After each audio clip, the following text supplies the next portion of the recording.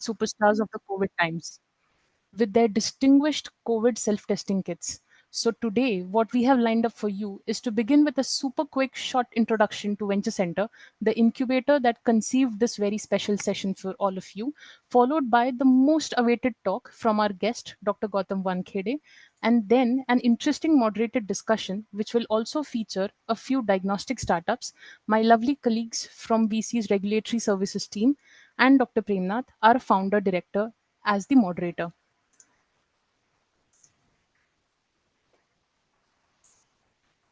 Let me just share my screen.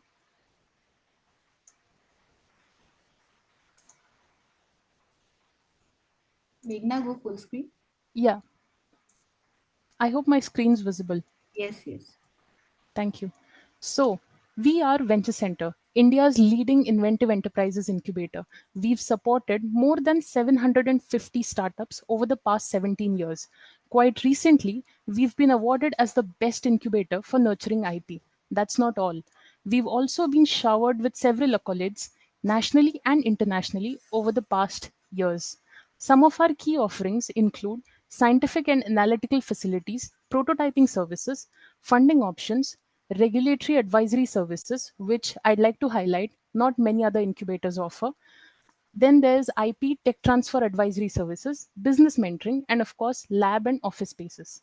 We take pride in all of our startups, the startups that we've nurtured, their journeys, their achievements, their challenges, and whatever that they prove as an impact on the society, be it the 130 plus unique patent families that have been filed, or more than 1,000 jobs that they've created every year, or even the 1,700 crore rupees worth of revenue that they've generated in the last 8 years. What makes Venture Center unique? What makes us us? So, we at Venture Center believe that we are here to offer end to end facilitation services for startups, right from the early stage to the late stage till the time they are there to conquer the market.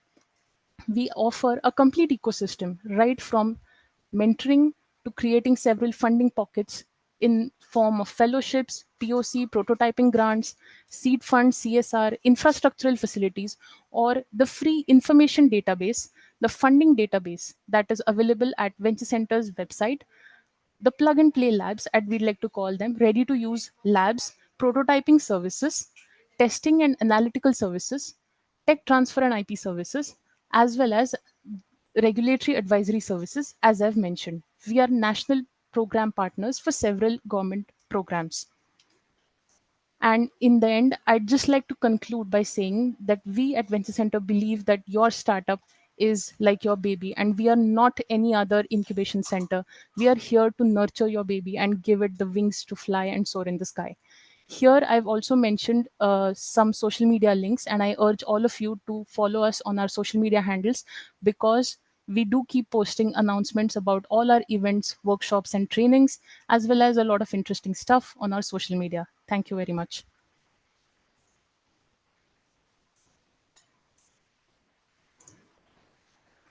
With this, the moment is here. We move to our talk by Dr. Gautam Wankhede. It gives me immense privilege to introduce him. Over 17 years of diversified healthcare experience is something that he's come with. He's responsible for leading medical strategies that support successful product development and commercialization and guide medical education, research, and communication around Mylab's diagnostic solutions in market and in development. He is also responsible for the development of comprehensive clinical evaluation, structured scientific communication, and go to market plans for products. Dr. Gautam spearheads the engagement with multiple stakeholders, including commercial, regulatory, research institutes, government bodies, and other partners to establish the product's clinical and economic value and to enhance patient centric healthcare. He collates critical and latest insights into medical practices and patient needs and leverage these insights to improve value proposition by collaborating with Mylab's R&D and commercial functions. He leads various collaborative studies, public presentations, and writes papers related to the use of molecular diagnostics aimed at improving patient outcomes. Dr. Gautam possesses in-depth scientific and commercial understanding of in vitro diagnostics, medical devices, laboratory medicine, infectious disease, and molecular diagnostics. So with this, I warmly welcome you, Dr. Gautam, for this talk. Over to you.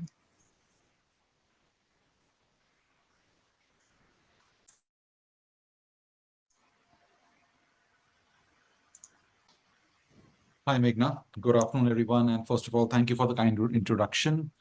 And always a pleasure to work with the Venture Center. Premnath sir has been a big, uh, you know, a guide, a philosopher, for us who's helped Mylab in a very long journey.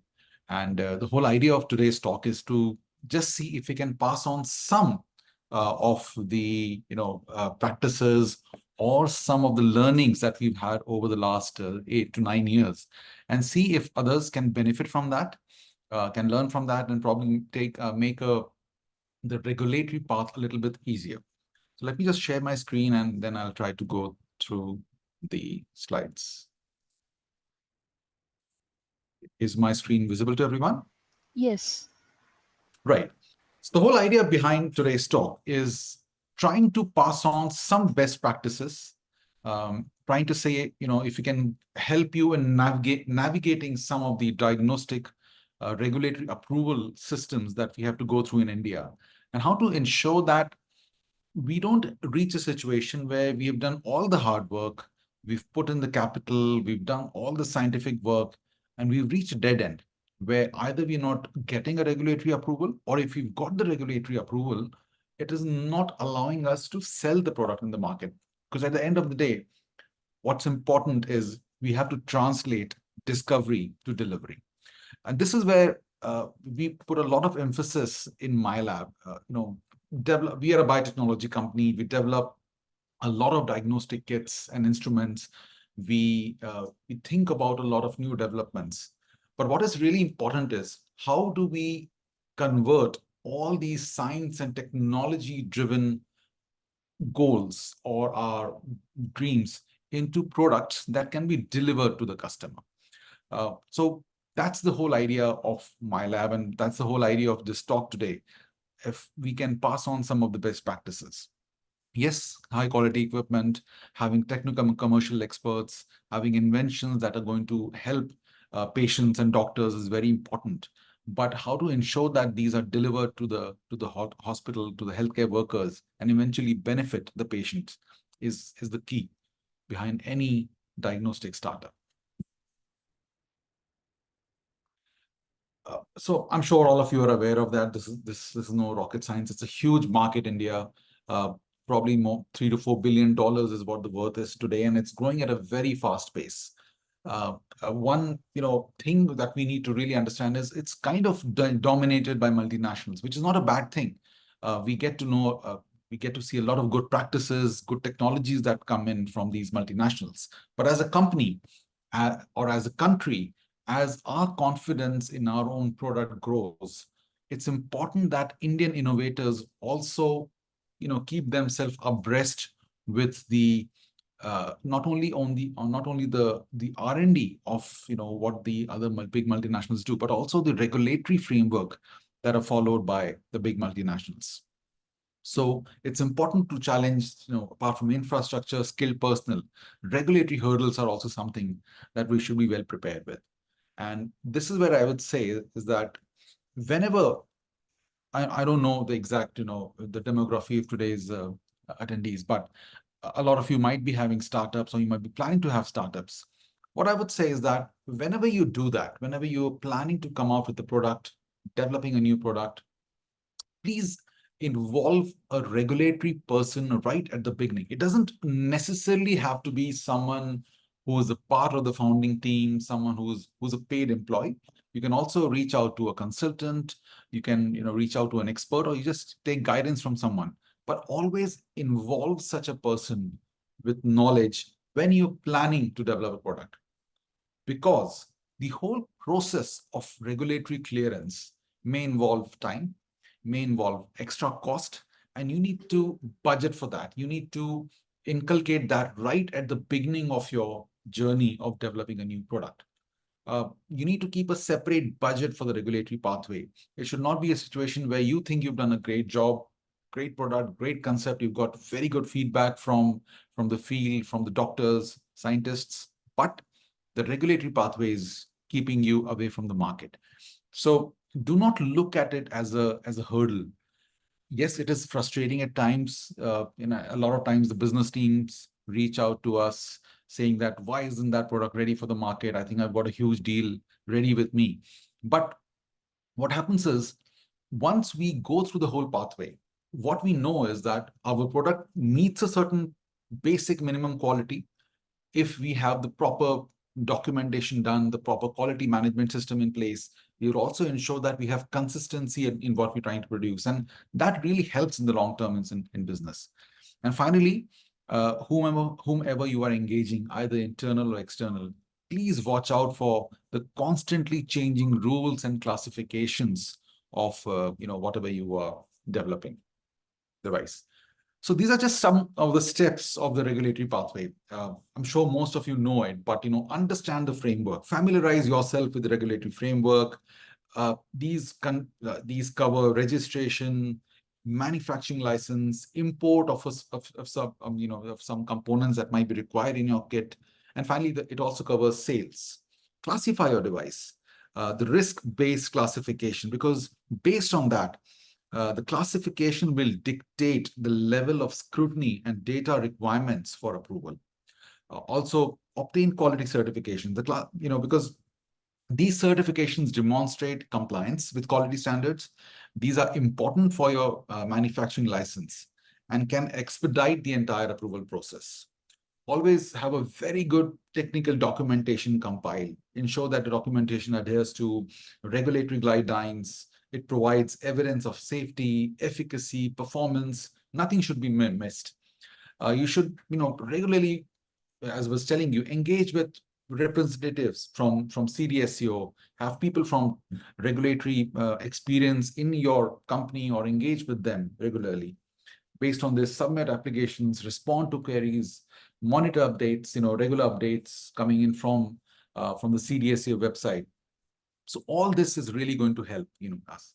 So what we'll do is, this is just a brief overview of various points that we're going to cover today. But over the next 15-20 minutes, we'll try to go through them one by one and see, if we can share some of our learnings. So one major learning that we had is that when we started the company in 2016, in 2017, the MDR rules came in, which means that until then, it was completely driven. IVD or diagnostics was completely driven by the Drugs and Cosmetics Act. But in 2017, the MDR rules, the medical device rules, came into effect in early 2018, which kind of clashed with our initial application process. So keep out with you for these change in rules. Over the next 6 to 8 years, a lot of changes are happening now on how to get performance evaluations, on how to get free sale certificate to sell products outside India. So just keep an eye for that, because it's a long and winding road, but it does have an end. That's very important. So these are the way the things keep on changing. For example, when we talk about medical devices, prior to 2021, all the medical devices were, only required a registration. But starting in 2021, the class A and B devices, the low and moderate risk devices, we were asked to go for a license for them. And then eventually in 2020 to 23, even the class C and D devices require a license. So basically now we've reached a situation where all the medical devices do require a license. Keep in mind that the class C and D devices are high risk. CDSU takes a long time to review them. They give a timeline of 6 to 9 months. So it's important to understand what class of device you are manufacturing or you're planning to manufacture. And based on that, what kind of data is required? Based on that, how much time would it require for you to get a license for that? So basically, what is a medical device? So our diagnostics, is a part of the medical device. This is just definition. You can get it anywhere from the instrument. But what's important is it is a diagnostic instrument, an apparatus, alliance or appliance for diagnosing, preventing, monitoring, treatment, all these things, they will all comprise of medical devices. So IVD or in vitro diagnostics does come under that. Now, the next important thing is classify the medical device. It's very important to classify because, as I was telling you earlier, based on the intended use, based on the potential risk, the degree of whether it's an invasive device or it's just a non-invasive device, the classification changes. For example, class A is the low risk device. These are low risk that are non-invasive and do not sustain or support life. Things like simple things like bandages or gloves, for that matter. Class B are the moderate risk device. They may come into contact with skin. Maybe surgical instruments like suction equipment, some of the diagnostics equipment or instruments also come under this, or lenses, contact lenses also are a part of a moderate risk class B. Going to class C, which is slightly moderate to high risk device. These could be either invasive or these could be implantable. They could come in contact with blood or other body fluids. Things like cardiac stents, intraocular lenses, orthopedic implants are a part of that. Finally, the highest category, which is a high risk. So these are highly invasive. They can be life-sustaining or life-threatening. Tests will be here. And for example, all the blood bank tests, because basically based on those tests, blood is given to a person. So this comes under class D, even though it's an in vitro diagnostic device, but because even though it's used in the laboratory and carry a high individual risk if they are a part of the critical screening or diagnostic process. So all these factors have to be taken into consideration. And based on that, right at the time when you as a group decide that we're going to develop this particular instrument or this particular kit, you should get to know then and there that my kit comes under class A, B, C, or D, because based on that, then you know whom to approach, how to set up, how to compile all the documents, how to get, how long will it take to get the approvals and other things. It's also important for you to understand the grouping of the medical devices. So it could be a single device. So it could be a single device sold in packages of 1 or 5 or 10. It could be a family.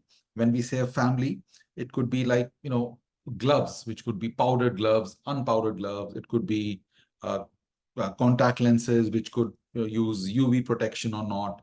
So basically, they all belong to the same license category, but have common intended, all of them have a common intended use, and they are then referred to as a family.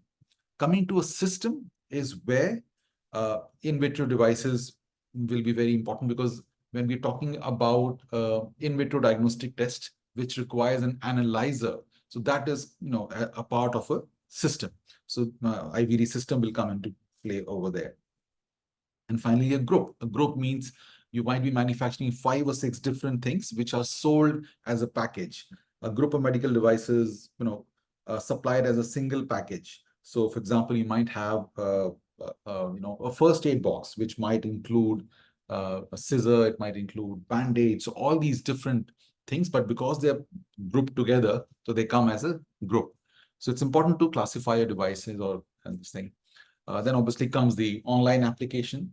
So you should be well versed with the CDSO website. In fact, the new national single window system has now has now come up, which was a difficult thing because we applied on the NSWS and it took nearly 2 months because there was some glitch in the system. So I think it's resolved now. But what we want to pass on to you is that these things happen. So do not overpromise your commercial team or the manufacturing or the others that, we will get a license 3 months. These things happen. So, what's important is, as a part of your planning for the regulatory process, make sure that you have enough window for these glitches. It's not something which happens on a regular basis, but it happens more often than what we would expect. Okay, and this is just a basic page on the various licenses. I'm not going to go into details of this. And this is the timeline. So as I was telling you, keep in mind that this will take time. When I say 30 days, it's 30 working days. So when you talk about holidays and the weekends and everything, it may take longer. Manufacturing license takes about 45 days, but by the time you get a reply from them, there might be queries that you answer to those queries. So the whole period may go on for a long time. Import license. Now, this is a very important thing. If some of the components of your device or in vitro diagnostic test that you're planning to make requires some import licenses, it is taking a long time of late, because in general, the whole idea is that we want to indigenize our diagnostics and medical devices industry. I don't know if that it's an outcome of that, but the time it takes for scrutinizing import license applications has drastically gone up. So please keep that in mind. As far as possible, try to source all the raw material, or even if you're taking a finished good in your product, try to get it from a local source. Obviously, the quality has to be good. Avoid it. It's good for the country, but it also saves a lot of time when you're developing the product. So these are just the fees. Another very important thing is that once you have all this, the classification in place, and you know that you want to apply to the CDSCO for a manufacturing license, it's important to also get a ISO 13485 certification, because it's according to the medical device rules. All manufacturing device units of Class B, Class C, or Class D do require to have a ISO 13485 or an equivalent standard for the quality management system. GMP as such is not required. A lot of companies, we have gone for it, a lot of companies go for it, but ISO 13485 is very, very important. It is mandatory, in fact. And it's important to use the services of an approved notified body. I still get phone calls from a lot of people. I mean, I'm not saying all of them are fraud or they're not good quality, but I still get once in every 10 days where people ask me on the phone, do you need an ISO certificate? Now, as a startup, we do tend to feel that, okay, if we can get something in a low cost, in a very quick manner, why not? Let's try to go for it. But pay attention to this. I'm not trying to endorse any particular notified body over here. And this is also not a new list. The news list has been updated. Maybe in 2024, they might have come out with something new. It's important that whenever you go for an ISO, try to get it from a notified body which are registered with CDSU.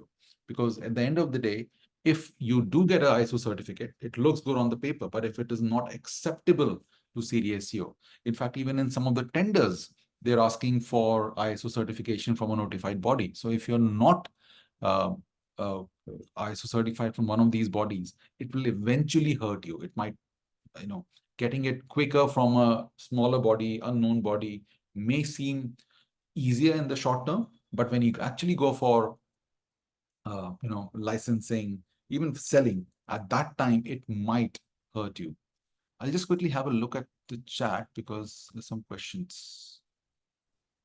Gautam, perhaps we can take up the questions later. Okay. Let's go ahead with the talk and we'll combine all of it in the end. Okay, sure. Yeah. Yeah, sure. Thank you. Yeah. So based on, let me just go back because so we've already covered this. Notified bodies are important, and please make sure that it's a notified bodies which is recognized by the CDSCO. Compile a technical documentation. Again, the idea is not to go into the details of a technical documentation. Anyone who has a good background of regulatory side will know how to make a file, have the plant master file, have the device master file, cover all the risk factors, all the analytical studies in that. And that is one part.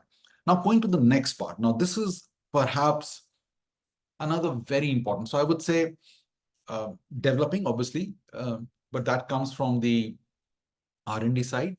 Now, one major area where as regulatory people and people from scientific affairs, we do get stuck is performance evaluation. It's important that we should keep a list of laboratories that are acceptable for regulatory approvals handy all the time. For example, on your right, I've put a screenshot that I've taken out from ICMR. Now, this is a site, a pictorial depiction of the institutes that ICMR accepts for the TB validation, because there are hundreds of labs in India. Some of them are great, some of them are not so great. Getting an evaluation, getting a validation, and then carrying it to a government body might seem good, but the government body should accept what you've done. They should say, okay, it's come from a reputed institute, it's come from a recognized institute. So we are going to accept your studies. So keep that in mind. This is for TB, but they always keep. I have a few slides for that also. Keep on looking out for these centers which do performance evaluation.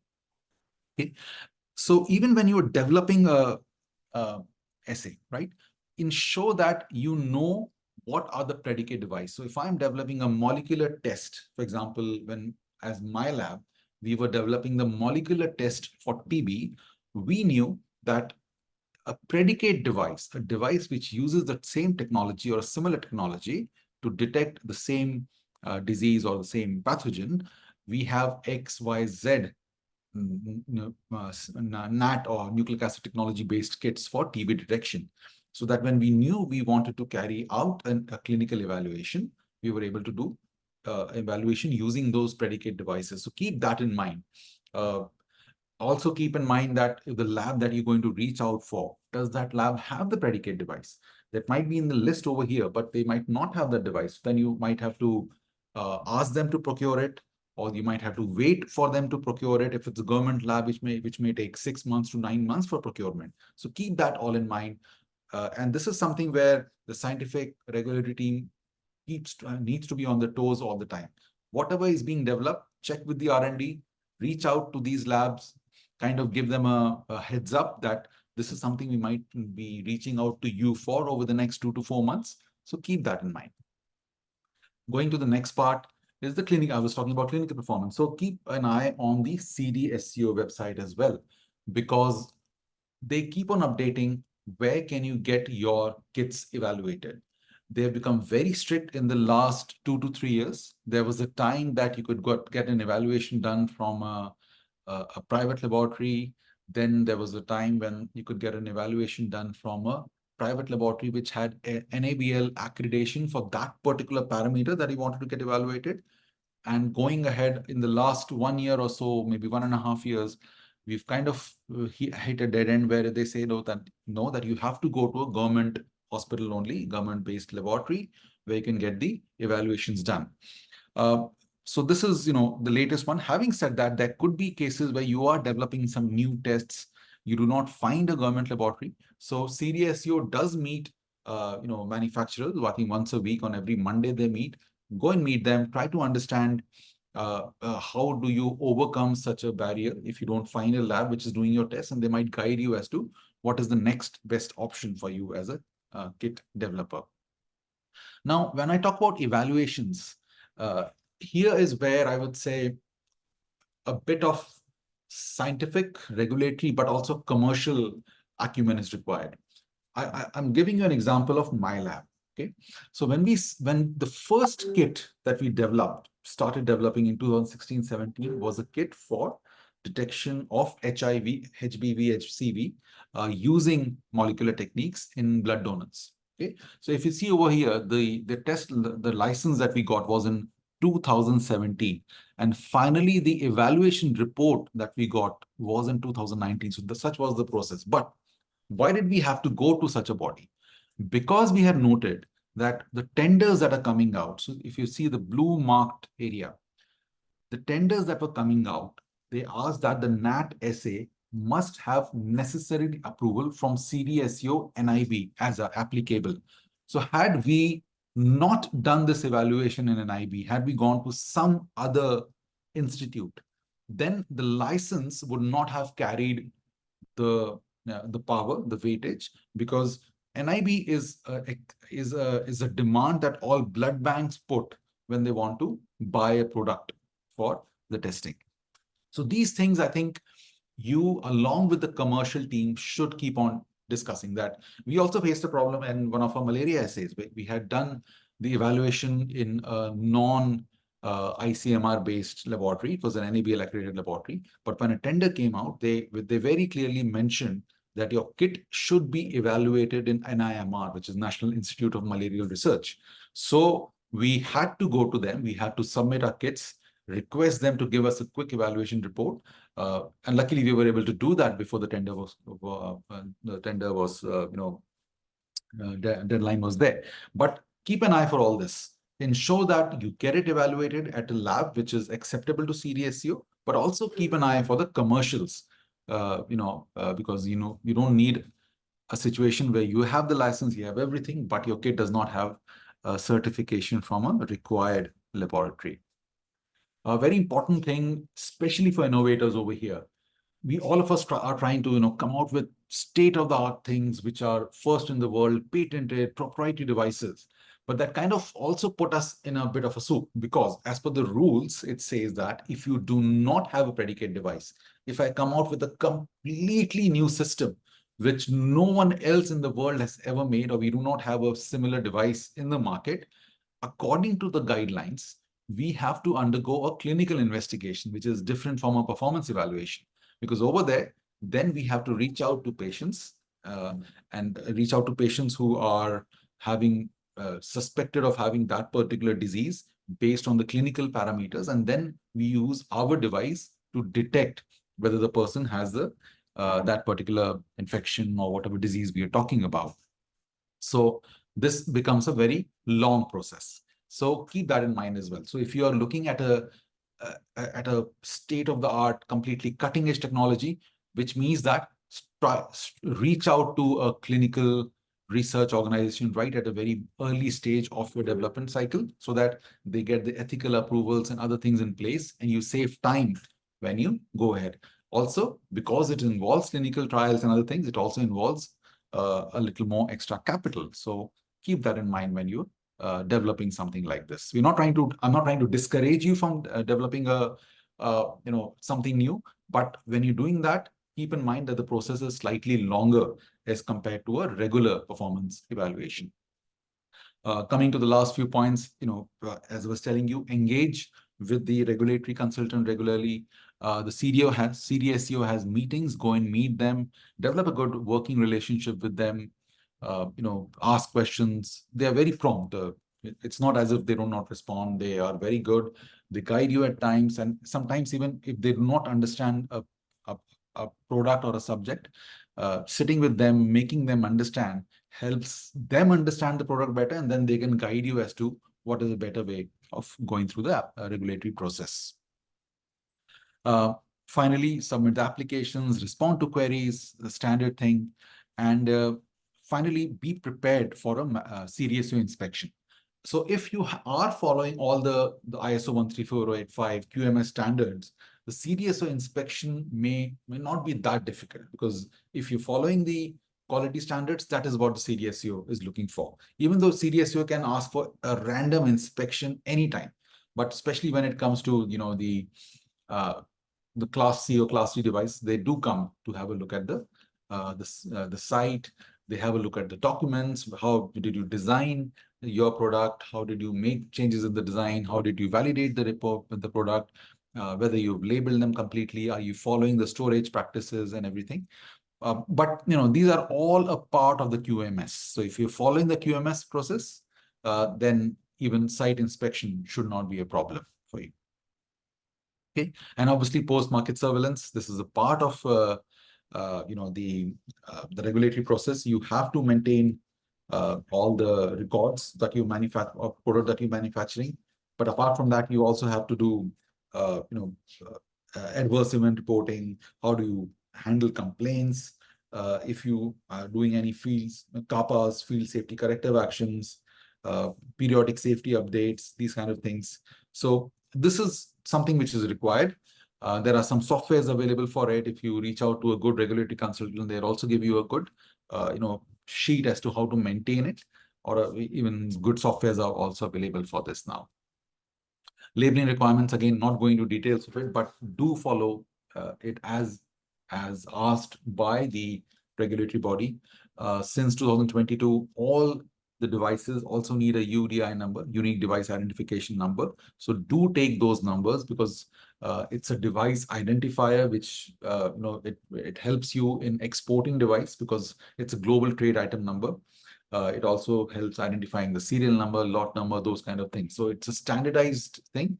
I have not come across a tender which specifically asks for UDI, but I wouldn't be surprised. But especially if you're trying to export your products, this will be very important. So this is the whole process, starting from device discovery, going to clinical validation, preclinical validation, clinical evaluation, regulatory review, and post-market surveillance. So this, in a nutshell, is our understanding, the way we have tried to work around regulatory compliances. Not a very thorough or elaborate session, but I just wanted to pass on some of the best practices. How did we get the evaluations done? How did we ensure that what we were manufacturing was ready for the market? And the idea is to pass on this to all of you. I think that's it from my side, but I'll be happy to see if I can answer any questions. Thank you. Thank you so much, Dr. Gautam, for that very insightful talk. We have a couple of questions, but I think we'll take it up along with the moderated discussion. So for all my friends in this session, I'd just like to introduce all the panelists and the moderator for this session. First up, we have Sachin, who is the co-founder and CEO of Module Innovations. He is a nanotechnologist and a medtech innovator with experience in developing diagnostics for human diseases. He's working on precision diagnostics for infectious diseases and AMR. He has been the project leader for several healthcare innovation projects funded by DST, DBT, BIRAC, Nesta UK, BMGF, Grand Challenges Canada, Titan, Tata Trusts. As an active innovator, Sachin holds several patents on technologies in healthcare innovations. He was accorded as top 10 innovators of India by India Innovations Growth Program in 2017. With a BTech and MTech in nanotechnology, he's a Chevening Crisp Fellow from the University of Oxford, UK. Second, we have Rohan Agarwal, who is the founder of Vidcare. He is an alumnus of IIT Roorkee and has worked at top research labs at ISC Bangalore and Technion Israel. He spearheads diverse areas for Vidcare, including engineering, product, strategy, and fundraising. He has led Vidcare to receive numerous patents, private venture investments, grant funding, and awards, including the prestigious India Innovation Growth Program, Procter and Gamble Health Vision Award, among many others. He is also a Leaders in Innovation Fellowship Fellow at the Royal Academy of Engineering in UK. Then I also have with me two of my colleagues from the regulatory services at Venture Center. Chetna, she works as the assistant manager at Regulatory Information Facilitation Center. She assists various medical device startups in planning regulatory pathways, interpreting standards, and establishing and implementing a QMS for medical devices. She's a certified lead auditor for ISO 9001 and ISO 13485 QMS by BSI Academy. And we also have Akash, who is the associate manager at RIFC. He has assisted multiple organizations in choosing regulatory pathways, creating technical documentation to the notified bodies of European markets. He has experience drafting over 20 technical documentation for different types of medical devices and also has the lead auditor certification for ISO 13485 QMS by BSI Academy. And finally, we have Dr. Premnath, the founder director of Venture Center, as the moderator for this session. He is a technology developer, innovation and incubation manager, startup mentor, and a co-founder of two medical implant startups. One of his inventions is a breakthrough material for hip and knee joint replacements and has been implanted in more than 1 million patients worldwide. Another technology for porous maxillofacial implants has been implanted in thousands of patients in India and abroad. He has provided leadership for teams that have won national awards for technology development, IP management, and business incubation. He is a chemical engineer and an alumnus of MIT in US, IIT Bombay, a distinguished alumnus in 2022, and has been a Chevening Tech Enterprise Scholar in Cambridge, UK. So with this, the floor is set for this very intriguing moderated discussion. Over to you, Mr. Moderator. Well, thank you, Meghna. Can I request all of you to please switch on your video? if possible, Gautam, Sachin, Rohan. I think helps when you're seeing people. and, and also Chetna and Akash if possible. Okay.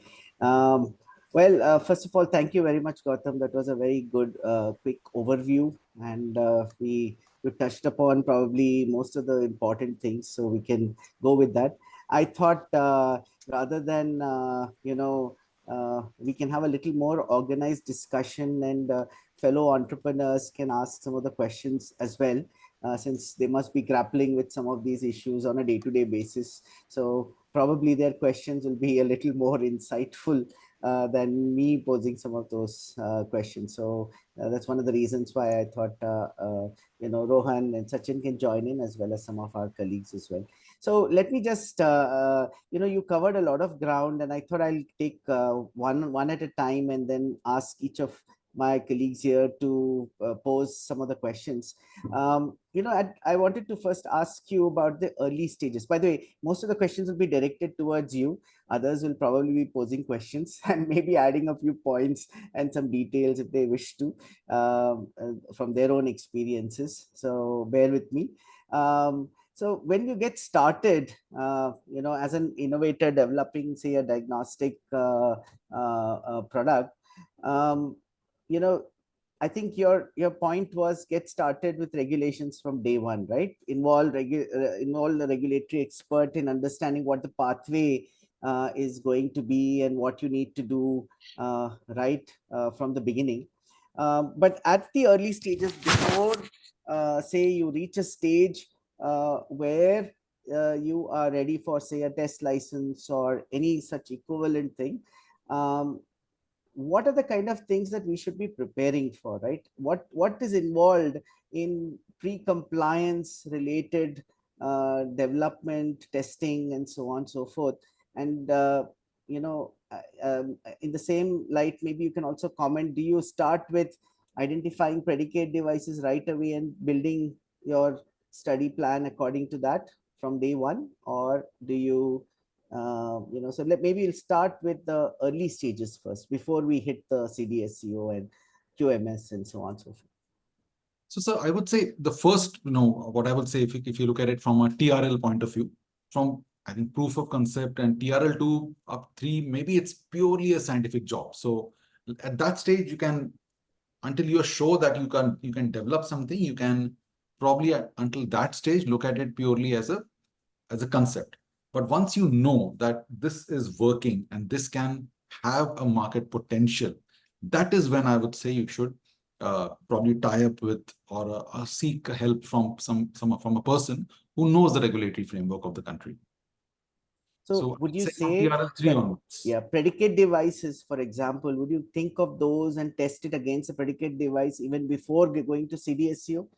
Yes, I would do that because at the end of the day, what we are developing needs to meet the standards of what is already available. Something which has very good, which has happened in the last just 6 months, or 3 months, in fact, ICMR has come out with a new guideline wherein they say that for validation purpose, not for evaluation, stored samples can be used by laboratories. So when you are developing, you just beyond the proof of concept, you do not need an ethical clearance. Stored samples, take the stored and reach out to a laboratory, ask them to use stored samples of known results, which they would have done on a competitive or a predicate device. Do it on your own so that you get a first-hand feedback as to whether your idea is working or not. And if it is, then probably at that is the stage where you can start reaching out to the regulatory team. Even before you go to a test license, should you be looking at generating data in known places with third parties and so on and so forth, or That it's not will really be required? that will be more mainly for proof of concept because that data may not stand the scrutiny of a regulatory body. So at that stage, it will be just for your own understanding whether your concept is working. That will not be required for regulatory body. Okay. So, Rohan and Sachin, did you want to ask something about the early stages of uh, data generation, which precedes just entering into a stage where you're interacting with the regulators and quality management system? Yeah, maybe if I can. Yeah, please. Sure. Yeah. So I think it was a very insightful talk, first of all. And had I listened to this talk maybe 10 years ago when I started module innovations, it would have been really helpful.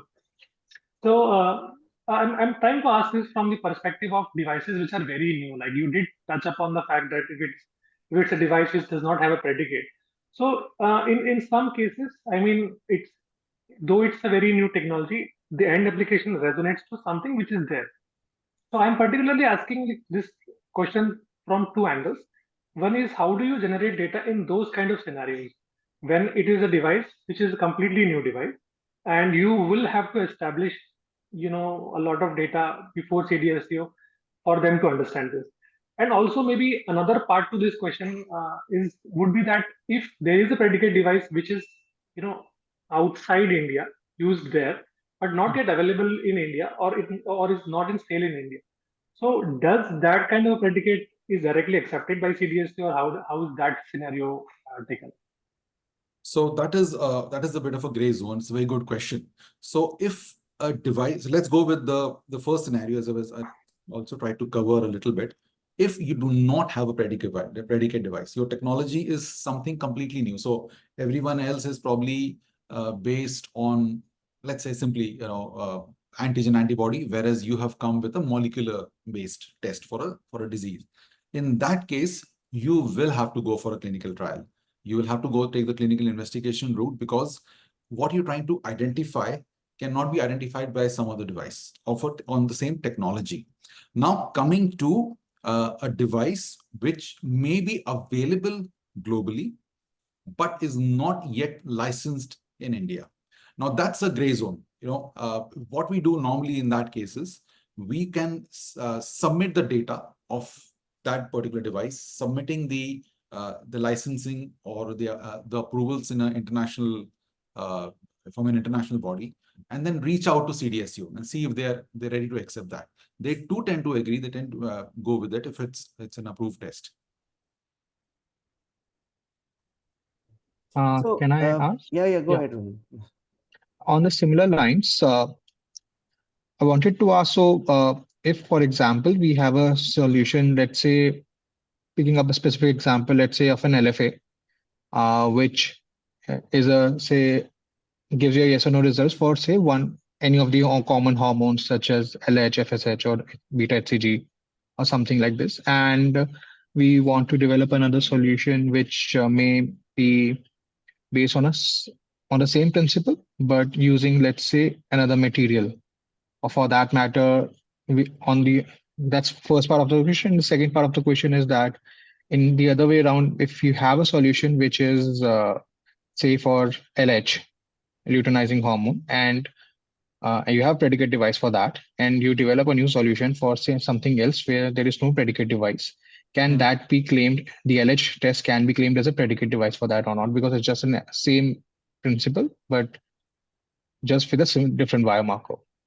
No, if it's a new biomarker, then again, you'll have to go back to the clinical trial again, because apart from the technology, what you're trying to identify is also very important. Okay. So even if it's yeah, sorry. I suppose a predicate device would need to essentially work the same way, maybe with some modifications, but the biomarkers in diagnostics need to be identical, is it right? Yeah. And also, what are you trying? Eventually, your goal would be in your performance evaluation to show non-inferiority. Is that what it is? Yes, the whole idea is that you have to be within a certain confidence interval of the available predicate device. So it could be 95%. And that again is a gray zone. So no one is there with a very clear guideline as to you should be meeting 95%, 90%. But this is where a principal investigator from a certified government laboratory will say that I think it's 95%, it is meeting the standard, or it's 90%, it's meeting my standard. Yeah. Okay. Sorry, Rohan, please continue if you had anything. I had one, like the first part of the question, what I wanted to understand was how different can a predicate device be? How different can the new device be to predicate device to be considered a predicate device? Let's stick with the example of an LFA. So if I change the nitrocellulose membrane to some other material, let's say a different polymer or a different maybe a thermoplastic, while the whole science remains the same, does that can in is it a gray zone or is it a outright say to say that it's not allowed So I think to be as long considered a as predicate? the science and biomarkers remain the same, they would be considered as a predicate device. But if we are changing the science, for example, instead of trying to identify visually, we're trying to identifying based on luminescence, or we're trying to identify it based on a particular noise, kind of, or electrical sense, say something like a biosensor, then the whole technology changes. But if you're trying to change a bit of a basic substance, but your antibodies remain the same, your way of identifying them remains the same, it will come as a predicate device. So again, it's not like maths, that it fits into this or that. But if your product does have a lot of changes from what is already available in the market, then you might have to go for it. And as manufacturers, we try to keep it as simple as possible, try to compare ourselves to what's already available in the market. But there are times when they say that no, this is not fitting the criteria of predicate device. So Thank you. when you take up a predicate device, where is it that you get to present it to the CDSCO and say that, please consider, here is my argument for this being a predicate device and my data against it? Is it during the application that you were doing, or before that? Can you present it to CDSU and get a concurrence whether this will qualify as a predicate device? So when we when we give the test license, at that point of time, we have to enter all these details. And then, when we are submitting our report, when we are submitting the final manufacturing license also. So at that time, if we have submitted the report from a predicate or from a device that we believe is good enough, and they might say, no, you might have to submit one more study using some other device or this. So at time of test license also, you can mention that this is the predicate device. Okay. And can you also just briefly mention that when you have a predicate device, how does the process shorten in terms of the process other than the clinical trials? Can you in one step get the license if you have a proper predicate device, or do you need to again go through test license and a final license? So test license is mandatory because test license allows you to manufacture kits for evaluation. So you have to go through the test license and manufacturing phase anyways. But then the presence of predicate device makes the clinical trial, the evaluation very easy. Okay, over to you, Sachin. Yeah, so I think one of the experiences that we've had is like it is a general perception with clinicians that a product which has approvals from outside the country is sort of easily accepted.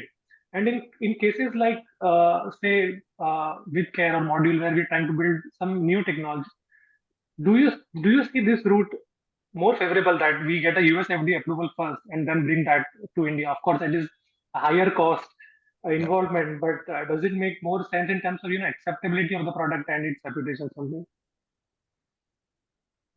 Unfortunately, the answer is yes. If you do have US FDA and all, especially in the private sector, it makes a difference, no doubt about it.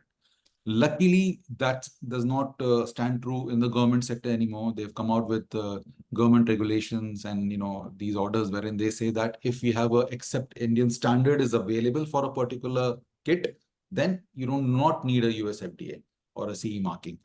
But it's a difficult question what you ask. But the fact of the matter remains that yes, US FDA does carry a higher stamp of approval. But let me clarify, that's probably from the market point of view. The Indian regulators won't give a damn, I suppose, about it, right? Not at all. Yeah. So from the market's perception, private market's perception, yes, maybe it does matter.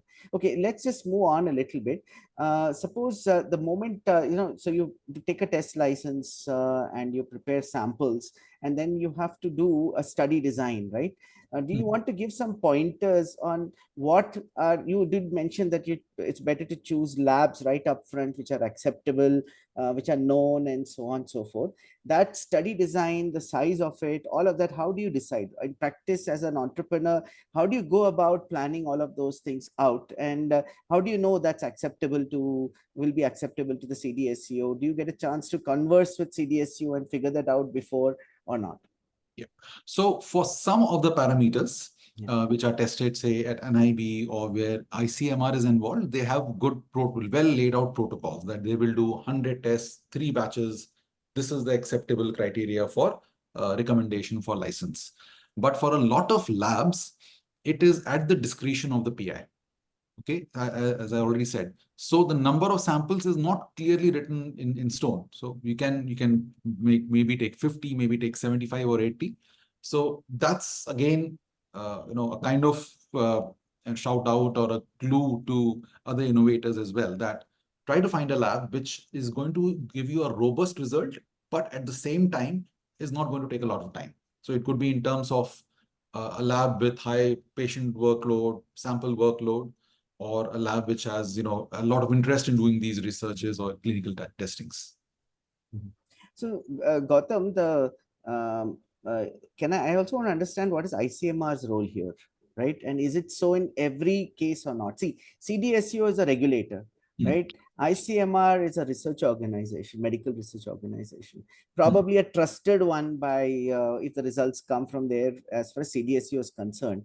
But is that the limited role of ICMR here, in the sense wherever ICMR is a testing and a study authority, that's fine.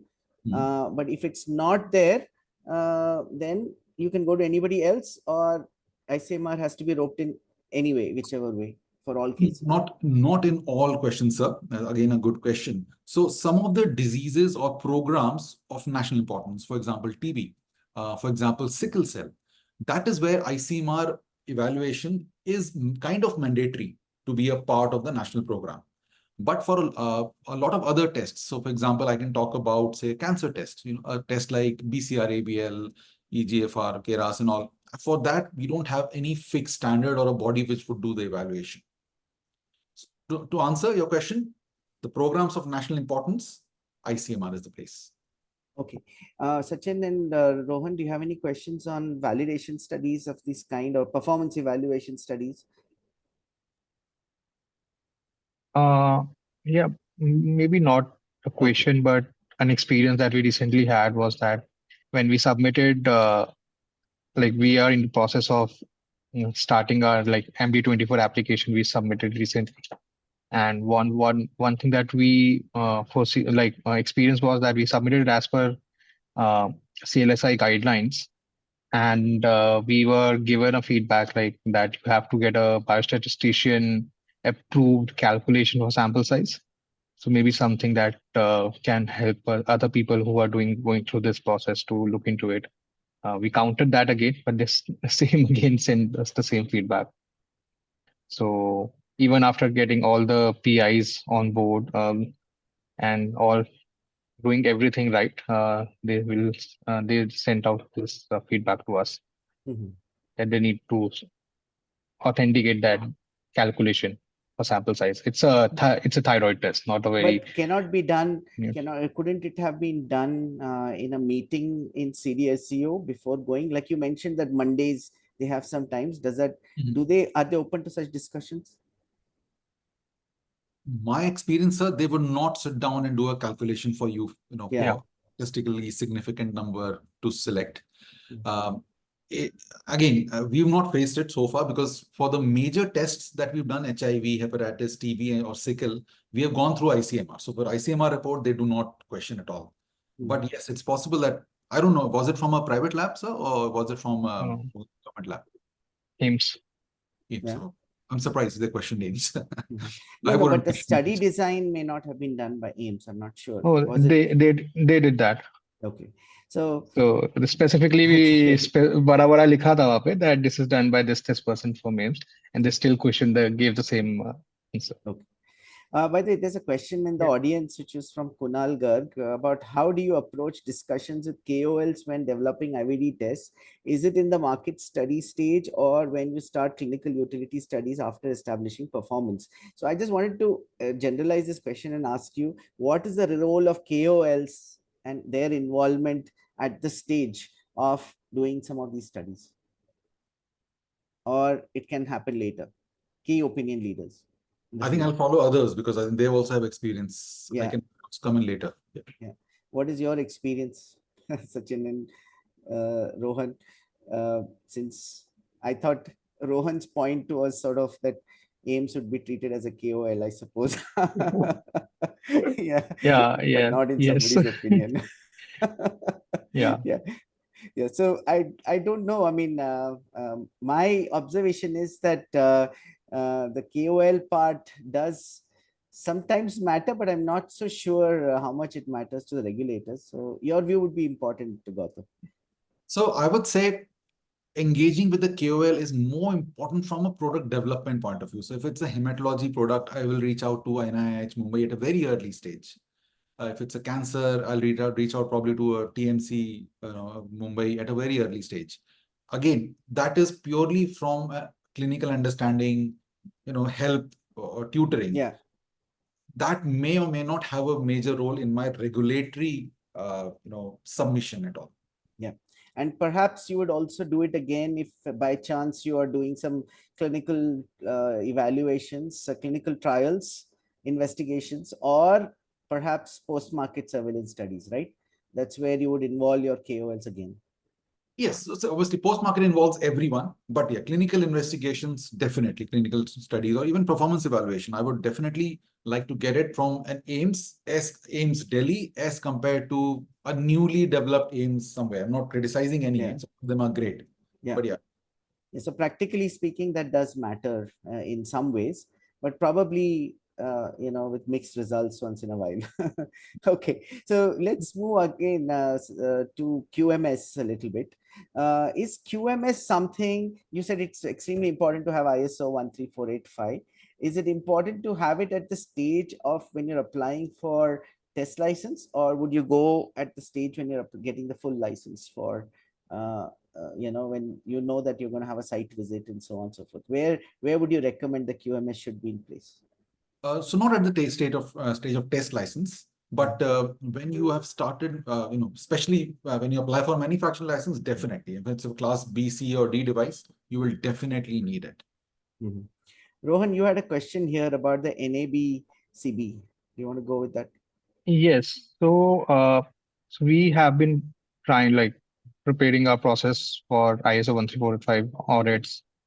And one of the things that came up was that like most auditors recommended NABCB and claimed that this is good for expansion into other geographies as well later on. I wanted to understand, in your experience, is NABCB has been good enough when we are approaching regulators in other markets, let's say Asian and African market, not talking about European or American markets, because North America anyways has I think different framework for QMS. But is NABCB accepted over there, or readily accepted over there, or they prefer something like an ENISO or some other certification? I would say I'm not again a super expert on this. We've not gone too much into the export market, but an ENISO will have a bigger, coming from a body like TUV Rhineland or a BSI, will have more acceptance. NABCB is also great. They're also trying to meet all the standards, and some of the countries do recognize it, no doubt about it. But yeah, coming from a BSI or some body like that, any NISO will be easier for you to go to other countries.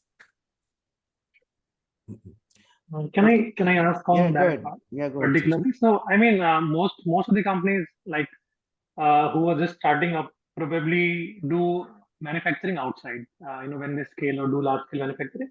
So, from your perspective, what are the key thoughts that need to be looked from the perspective of a third party manufacturer?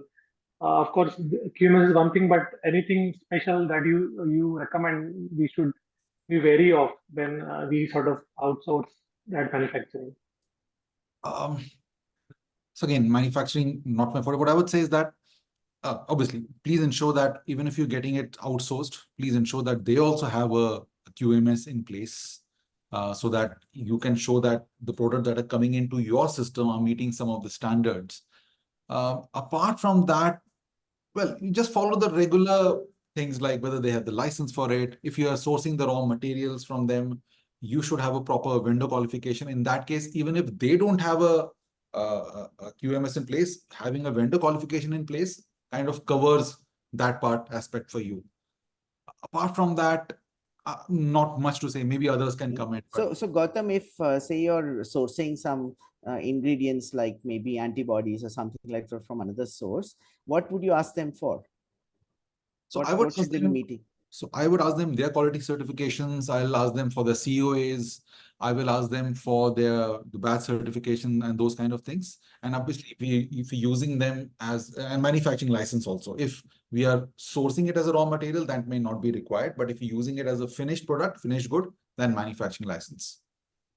Yeah. So suppose somebody is supplying those from another country, they may not have an India manufacturing license, right?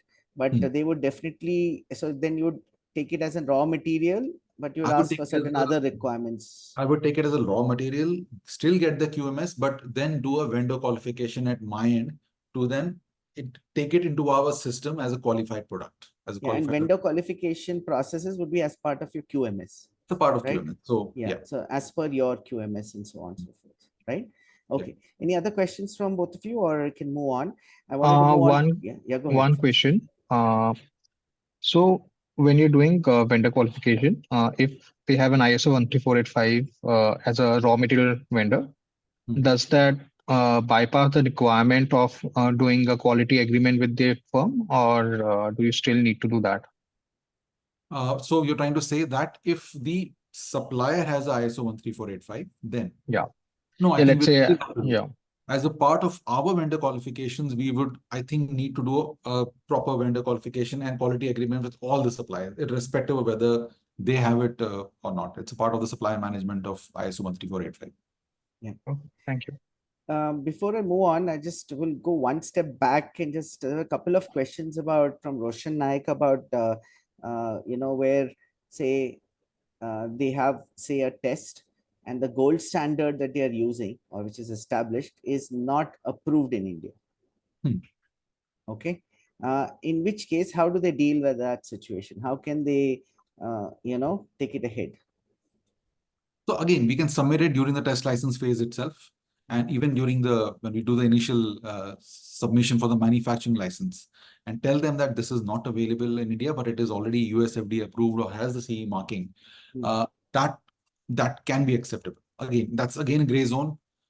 It depends on the experience that you have with that particular drug inspector. Or they may ask you to do a clinical investigation.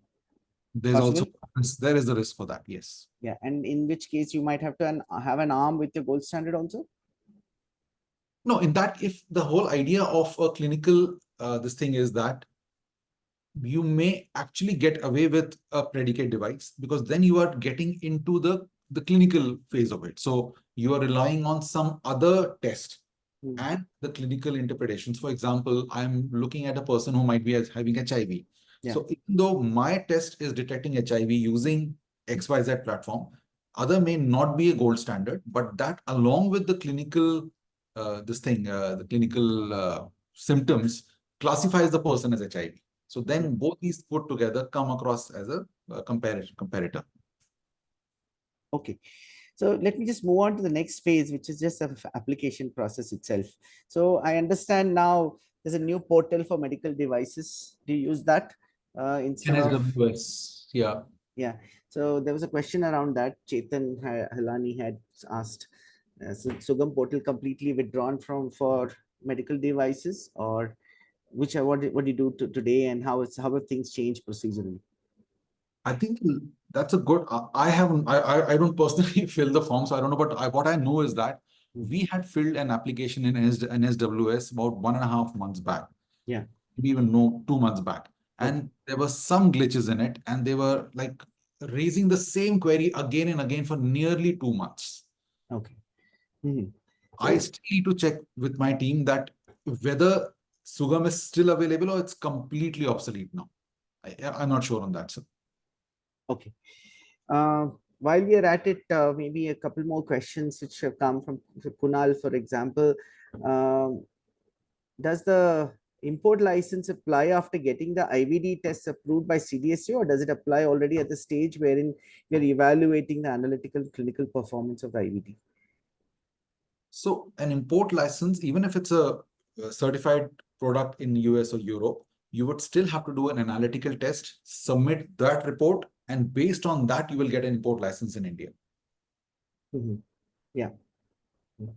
And there's another question from there. How do you tackle third-party clinical performance wherein ICMR may not have a validation network for certain emerging diseases? I think you covered that, probably discussed that a little bit, where ICMR is not involved, right? In which case you'll have to work with private parties and convince them that this is good enough, right? And preferably go with reliable parties as well. So one more thing which I heard was that if you don't have ICMR, look for NABL labs, accredited labs, and so on and so forth, doing the same studies elsewhere. Is that your opinion? Late, the trend is to avoid private labs, even if they have NABL. Now the whole idea is to go only for government labs, irrespective of NABL status. So I would say AIMS or any government institute which is doing the test is good enough. So avoid NAB, even if it's a private lab with all the NABLs, they tend to ask you to go to a government center nowadays. Yeah. And can this be sorted out at the time of test license itself? In the sense, can you say that you want to do it with this? Are you okay with it or not? Or no? Not really. No, they don't tell you. Test license is more of a just an online submission based on which you get within 30 days you get the test license. Probably you can do it after that.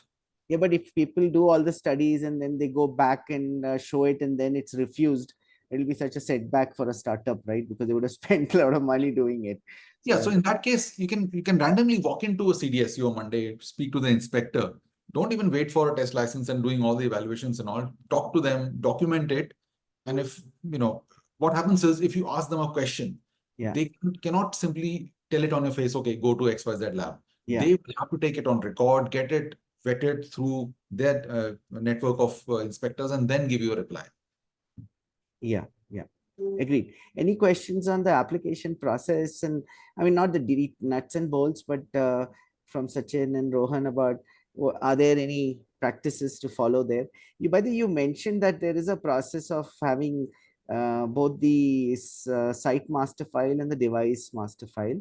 And both of these, are there some pointers you want to give on how detailed they should be? Are there any slipping things which cause more trouble or less trouble if you're not careful about? So basically, see, if you talk about the device master file, it's very well structured. So you know the design history, you know the analytical data, you know the performance evaluation, the stability studies, the extended shelf life. So that kind of, if you follow it to the T, usually you can, get it done. Same is the case with the site master file. So it's not, I would say that is, of all things, that's still the easier part, is it? Easier part, because let's face it, most of the people have a standard format and they're just filling it with the local content. So that is not usually the difficult part. Difficult part usually comes down to shelf life. They become very particular about it. Again, one point. So earlier, if you claimed a shelf life of 2 years, they would give you 2 years. But now they tell you that, okay, you were claiming 2 years, but when you submitted all the papers to us, you did a real life stability of, say, 4 months or 6 months. So today we're giving you 6 months. As and when you are getting more and more data for 12, for 15, 18, 20, you submit to us and then we'll keep on extending it. So if you follow the device master file, plant master file to the T, fill in all what is required and do it properly. I mean, don't lie, don't take shortcuts and all. It is usually not something where they will find out faults. I think I'll move to the next topic and request Sachin and Rohan. I'm not sure they might have yet gone through this, but can you comment also on facility development, how to plan your facility, what to expect in audits, what are the site visits like, and how do you sort of ensure that you can get past it without having to redo your site again and again?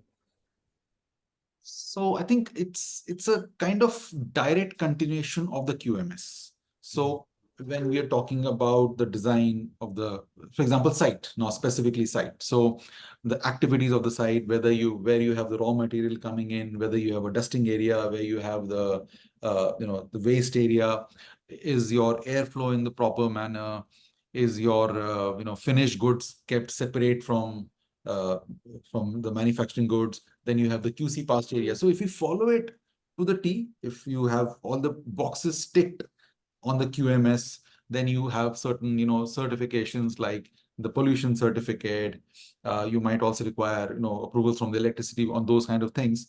Then more or less you do cover. I mean, you end up satisfying them. So typically, do you engage experts who tell you that do it this way as a layout and do it, or is it something which you can do in-house? And by the way, just before you answer, Yeah. Meghna has put out a feedback form online. Request the participants to fill it up. It's a short form. It helps us improve our things and also give inputs and feedback to the speaker as well. Right? Thank you. Yeah. Sorry. Please continue, Gautam. Yes. So obviously, when we first designed our factory, we did reach out to an expert because being a molecular factory, we wanted it to be, it's unlike a typical lateral flow assay where the chances of contamination. Also, we had to keep things like clean room. We had to keep air pressure, and also I would say it is, even though if you read extensively, you design it properly, it's not rocket science. It's not as if you cannot design a factory. But if you get an expert advice, they might make it faster for you. They might give you cheaper alternatives, and you would then satisfy the requirements of an upcoming audit in that case. The air handling units, the flow of the air, the flow of the whole process, where you get the initial goods, the dedusting goods, and those kind of things. So obviously, and the size of the facility. That's size another does concern not for our really startups. matter. Really? Size does not really matter in this case. Okay. We've had consultants who've come who have worked with WHO. We've had really consultants from Find and Path and the big peoples. Our factory is not the hugest in the world, and they're very clear about it. That what we want to understand is that your processes are good, your flow is good. Size does not matter in that case. Obviously, but that also means that if you're claiming that you can make 10,000 tests a day, then they would expect it to be a certain size. But if you're claiming that I can make 10 million tests a day, but your size is very small, then they will question it. Okay. Any questions on the facilities, Sachin? I have one question. So about the size part. So obviously, when there are Class C and Class C devices, you have auditors coming from CDSU Delhi, which is quite different than when you have a Class B device where the local FDA comes in, audits the place. And a lot of those folks that we have met when we were trying to plan our facility. So we have developing a small facility for trial manufacturing and getting the initial manufacturing license. And what we found was that a lot of these guys are pharma, they have knowledge about pharma manufacturing, and they expect us to so basically stick to those principles.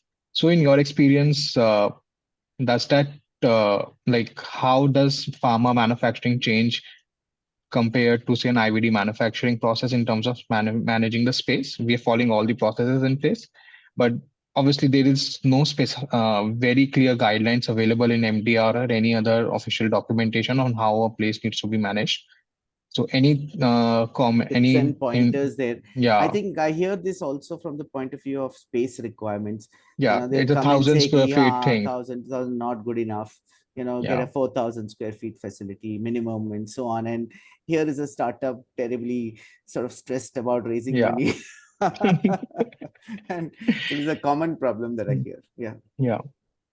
So I think one of the first experience that we had when the first inspector came in to see our factory, he came from a regular pharma background, and we showed him a vial of maybe 100 ml, and then we told him that this is enough to manufacture 20,000 tests, and he was like, I'm kind of used to buckets to see if you want to make 20,000 tablets. So I think since in the last 8 years, we've had many IVD or molecular diagnostic manufacturers in India. So now they've awakened. Now they're okay with the fact that you can have a much smaller unit Earlier, they were expecting much bigger. So as I was telling you, as long as you can justify that I can do, say, 10,000 tests, this is my bench space, and I can do 10,000 space in this, it's fine. But if you're claiming that, I'm going to do 100,000, but your capacity does not look that much, then they might raise objections.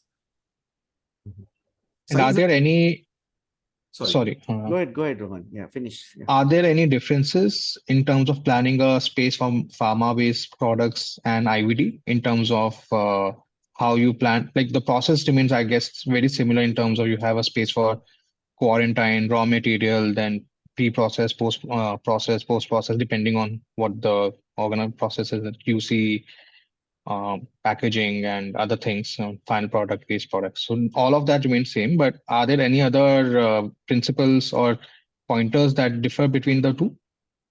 So Rohan, again, I'm sorry, but manufacturing site designing and is not my forte, nor have I actually worked or extensively seen a pharma unit. So I think we will, at the end of the day, stick to the typical standards of a clean room, of whatever is required, a class 10,000, class 1 lakh, and the process flow. So I can't make a comment of how does it compare to a pharma unit, unfortunately, because I've not worked or seen one. Yeah. Okay. Yeah, Sachin, you had a question? Yeah, I just had one quick question. So I'm just trying to relate test licenses with this site. So in case like we do a test license at our site and we are not going to the manufacturer, there's a very, not a very clear line on that. If you manufacture, do you take the test license in the manufacturer's name, or is it okay that as a startup you take the test license and then you outsource the manufacturing? The two sites are different. I think in that case, you will have to do a proper tech transfer to the other site. If you are showing one site as the one where you used it to manufacture the test. See, I think if you take the test license of a particular site, you manufacture kits over there for evaluation over there. And then when you apply for the manufacturing license, you apply for a third one. In that case, you will have to show a proper tech transfer to that particular site with all the documentations in it. So can But you with have, this kind of if you have a test license from one location, right, and you move in between to another location for your manufacturing, is it a requirement that the test license has to be from the same location as the final manufacturing? I think that's a good question. I think you can apply for a tech transfer. Again, sir, I think I'll also get this cleared from someone who's more well-versed with this particular concept. But I think you can apply for a test license. Once you get it, you can go for a tech transfer and then transfer it to another unit. I think that also covers under ISO 13485, where there is a clause for tech transfer at the end of the translation process. Okay. Couple of other points. So you must have faced, I think, Gautam, you must be the person facing the CDSCO committees, right? When you're pitching? Not really, sir. It's mainly internet that we face, because we hardly go in front of them. They hardly I mean online, but you must be the one answering some of these questions and so on and so forth, right?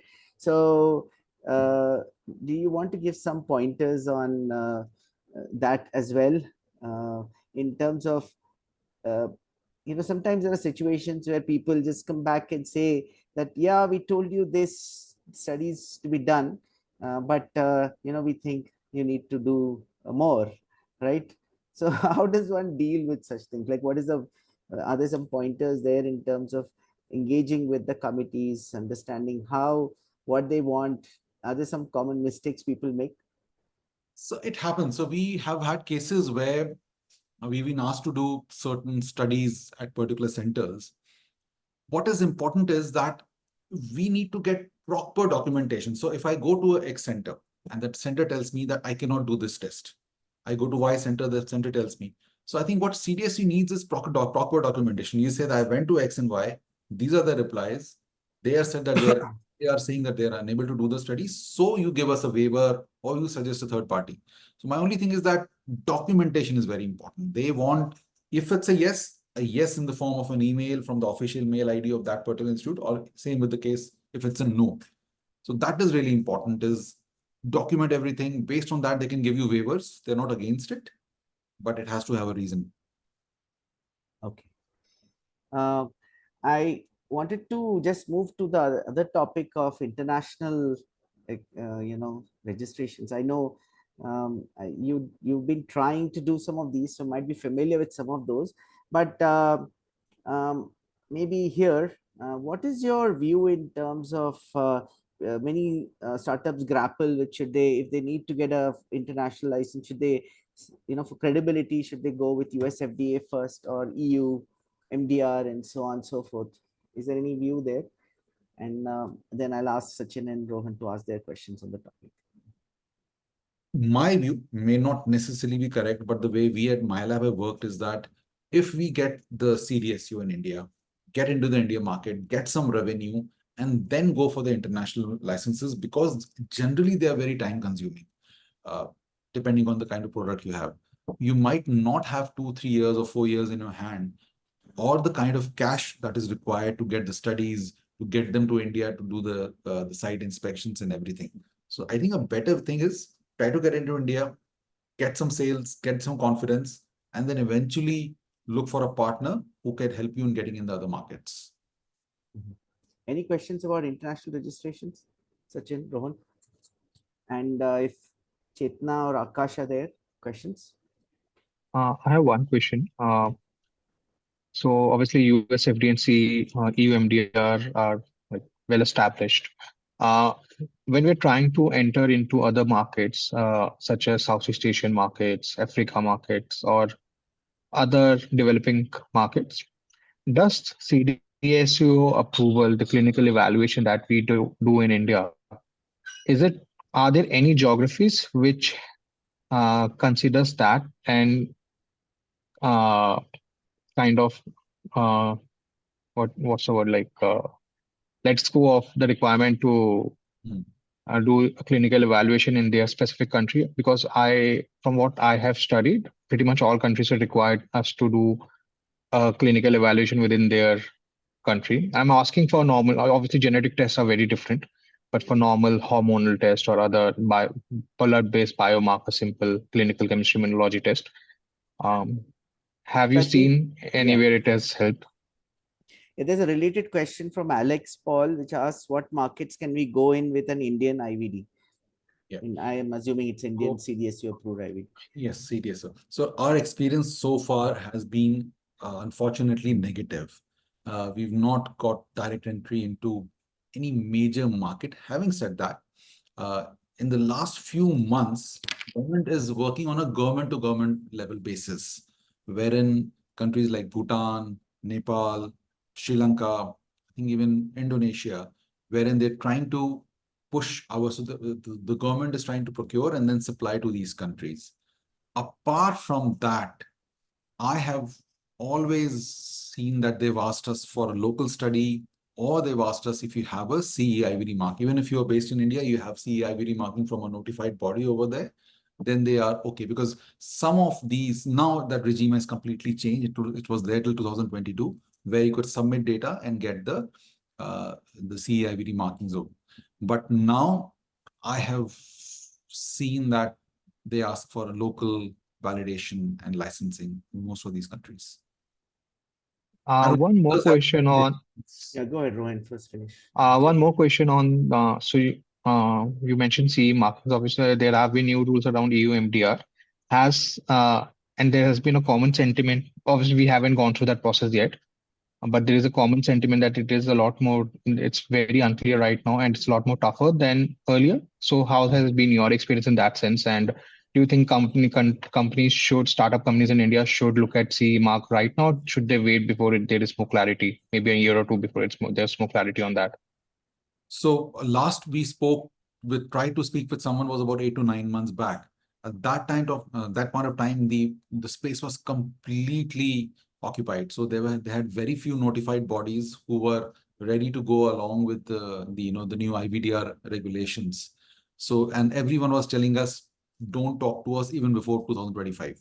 Okay. Everyone is saying they're completely occupied. So it is really very tough, to get the data, to find, number one, to find a notified body who will accept, who's ready to scrutinize your documents, and then the process is very long. So again, our personal way of working may not fit for others because some of your tests may have a much bigger market in Europe. But we, as Mylab, our main focus has completely moved to India in the last 1.5 years. Sachin, any questions? We'll move on. I think that got answered from the first have question number one. Okay, Chetna, you had a question, please. I have a question actually. Yeah, and both. Yeah, Yes. we can go one after the other, please. Yeah. Yes.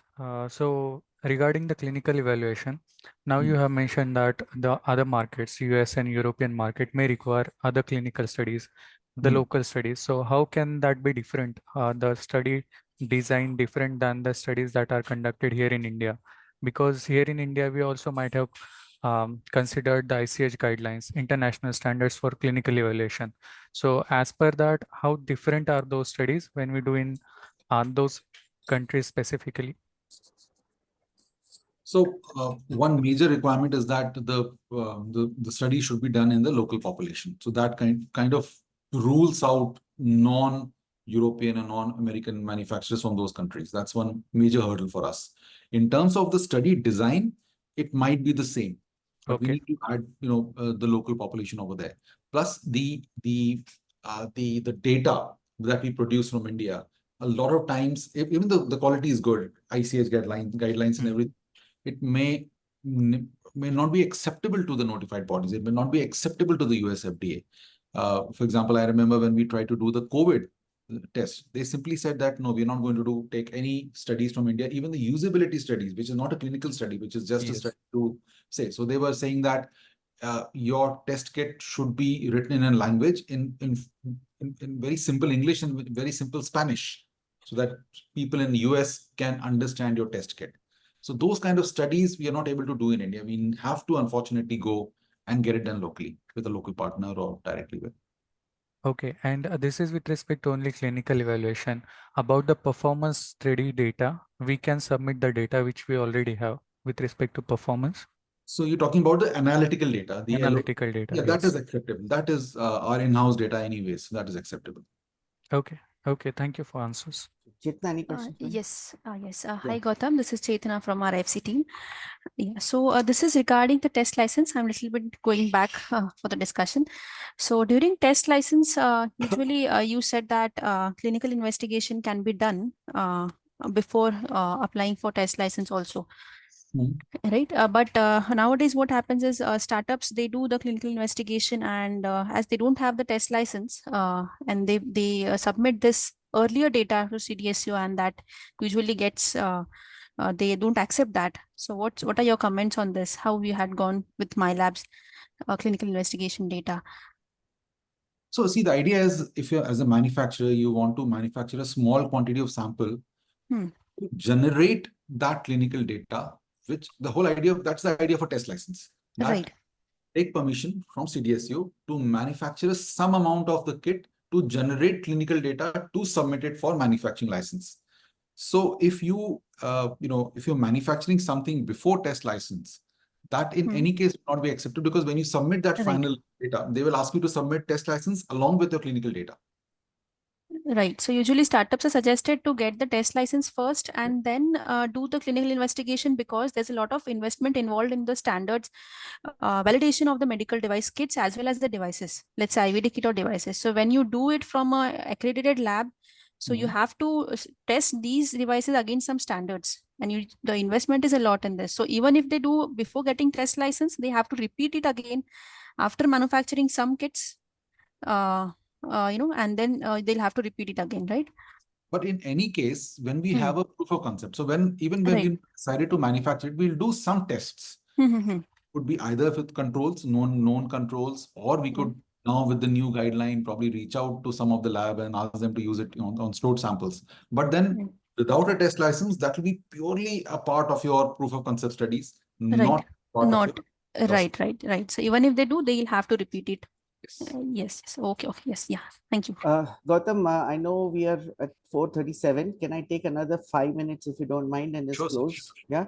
So I just have a few last questions which are closer to the market because there are questions which have been related to and the connection to regulations, right? So you did show tender, for example, which says, validation should have been done here, right? Those kind of requirements which you definitely showed, right? There other such requirements that vendors, or sorry, customers place on companies which have to do with, for example, in the private sector, is it true that you would see US FDA, EU MDR listed somewhere? Would you also have any other specifications being listed in terms of the test data that you generate? Any of your data that you have generated, do other instances where the customers want to know if you got this testing done from here and so on and so forth? Can you comment on that? So, sir, for private sector, there is no rule as such, but they want as much confidence as possible. And that confidence may also mean that they would like us to place the instrument or kits at the place for a few weeks or a month. Okay. In government procurement, they rely completely on paperwork. Demo may be a part of the tender, but evaluation is not a part of the tender. So in a government procurement, they believe that only those companies which have gone which have undergone the entire process of evaluation are already selected. That's a part of a tender. So that's a difference between a private and a government procurement. Private procurement can have a lot of asks. They're not watertight. They could also come down to whether they like you or not, whether they like their services or not. But in government, it's completely paper driven. If they say validated at XYZ Institute, which means XYZ Institute, you have no other option. What has your experience been with GEM? Are you listed on GEM? Do you use it through that? Are there any best practices there in terms of how you list your, because I think there are some requirements, right? For even GEM, when you have to list it, you have to show your regulatory approvals, I presume. Yes, obviously, sir. We need to have the licenses and all.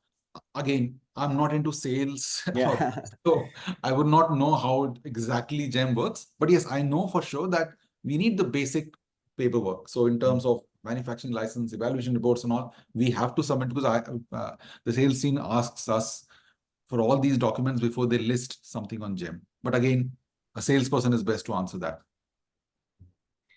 Any questions from Sachin and Rohan closer to the market and its interface with regulations? No questions on that. Not really. Okay, I have one other question, which is about health technology assessment. Do you guys use any of that? Yes, and how is it helpful and where is it helpful? So we've had one major interaction with them when we were introducing the skin test, ITB skin test. Can you just briefly mention what HTA is so that for people who don't know about it? Yeah. So HTA is a new department by the name of Health Technology Assessment, which has been developed by DHR. So basically, it's designed to assess a completely new technology and give a price band in which the government can procure that product. Because what happens is, if it's a completely new product, it could be 1 rupee or a lakh rupees. The government does not know. As a manufacturer, I would like to sell it at a lakh. As a buyer, government may like to sell it buy it at 1 rupee. So the HTA is a department which takes all this information. They do a fairly thorough analysis. They talk to key stakeholders, KOLs and everything, and then they come out with a price band that this product would be between 200 and 300 rupees. And then when the procurement happens for such a product, usually which is a proprietary product, patented, new technology, so then the government knows a price band. They're not expecting you to be at the bottom of the price band, but if you're somewhere in that region, HTA helps you. So our experience so far has been good. We did submit one of the products to them. So basically, they do all the work. So you just expected to submit the initial information, then they'll do all the work and then come out with a price band. Very early days, but I just submitted one more paperwork to them just about a week back. I'm yet to hear about that product. Are they also not assessing whether the technology is credible or not according to them, in a manner of speaking? So usually, even though they should cover that, but the technological whether it's working or not is usually given to ICMR or other bodies, or NACO for that matter. How cost effective is that part is usually going to HTA, but it's very early days. Probably they will also get into that whole process whether this intervention is required or not. But right now, the intervention decision is taken by academic bodies. And does that really help in the tenders, or does it hamper your ability to price your product as a company, as a startup? So far, we've only done one product. Hmm. They did bring the price down drastically for us. But at the end of the day, that helped us. Once we were in that particular price band, then we had, leeway in the sense that, no, that's it. This is what DHR says. This is what HTA says. So we stick to it. No more negotiation. We can at least do that. Yeah. So perhaps other thing I heard is that it's more of a central government thing. So the central government orders, it makes a difference, but may not in the state government orders. Is that so? We've not come across any product so far which says that it should be in the price band of given by HTA in state tenders. Again, very early days because we've only done one product so far. But I think eventually what happens in the center does trickle down to states. Eventually it'll happen. Okay. Okay. Fine. I think I'm coming to the close. Any questions from Anna, which we have not taken up yet, from Sachin, Rohan, Chetna, or Akash? Maybe I think one quick question as a startup, I want to ask that at what point do you continue doing things in-house, and at what point do you bring external consultant full-time, or somebody to keep track of all the regulatory matters? Of course, scale is one thing, but more from a startup's perspective. So what I would say, Sachin, is that if it's a one product company, right, then probably you can take services of an external consultant.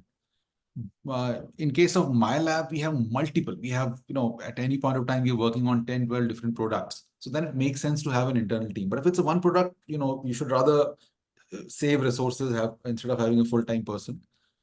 But, it's your call, how much money you have, how much resources you have. But for one product, I think you can outsource it. But it has to be dependable, sign a proper CDA, get everything in place, because that person or group will have a lot of proprietary information of yours.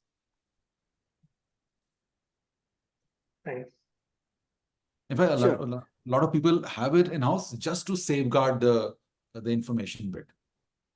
Yeah, because it also makes sense that, if it is a single product or two product, they may not be occupied fully, and again, it is not a full-time role as well in those kind of scenarios. Yeah. Any questions from Chetna or Akash? Nothing from no, my sir. end. Yeah. Okay. So there was one question which I didn't cover, but covered partly under GEM, but under other online e-commerce portals also. Do you know, for example, what kind of what kind of vendor agreements work, what kind of arrangements even a manufacturer like you has with online commerce portals, and what is the bearing on some of the regulatory aspects? I mean, I understand, you're not doing sales, so maybe this is not the right question, but in case you have some comment, that's fine. No, not my domain. As I was telling you, you will need a manufacturing license to register on GEM. But apart from that, no, not much idea on other things, sir. Okay, great. So we close with a final question to you, which is, startups are always short of cash, right? So the big question is, where do you invest money and where do you don't? So, but of course, regulations is a huge risk item for many companies, and they can be a severe setback in case they're not able to make it a crossover and so on. So which are the things which people should be investing in and taking no chances with in this whole process, and what is absolutely critical here, not to be played around with? Yeah. So I think the most critical is your product. Get it, we were talking about the KOLs earlier. Get in touch with have a good relationship. Get in touch with the best possible person who can guide you, who can do the initial validation for you, so that you know that you have a robust product in hand. a concept, or take it from a concept to at least an initial product. Once you are there, then you can actually find fairly good amount of investors or backers for you, who can then ensure that you have the resources for a regulatory person or for other clinical testings and everything. So I think the most important thing is get the proof of concept into a real working product. Okay, great. On that note, we'll close. Let me thank you formally for taking the time out and spending time with us. I really appreciate you sharing knowledge, and I think you spoke frankly on many aspects, which is very helpful. Practical information from other people who do it day in, day out is more important than people who might do it occasionally, right? So thank you very much, and thanks to Sachin and Rohan also for taking time out, and my colleagues Akash and Chetna who run the RIFC as well. Meghna has put out the feedback form again. Thanks for all who have stayed back to. I think I've tried to get all the questions answered that were in the chat box. If not, do write to Meghna. We'll take it up, right? Thank you very much, and thanks Meghna for organizing it. Over to you. Thank you, Dr. Premnath. Thank you all for joining in. I think this brings us to the end of this session. I'd just like to point out and request everyone again to fill in the feedback form before you quit this meeting. Thank you. Thank you. Thank you, We'll everyone. close here. Thank you, Thanks, sir. Gautam. Thank you. Thank you. Thanks, Thank Sachin. you. Thanks, Rohan. Bye.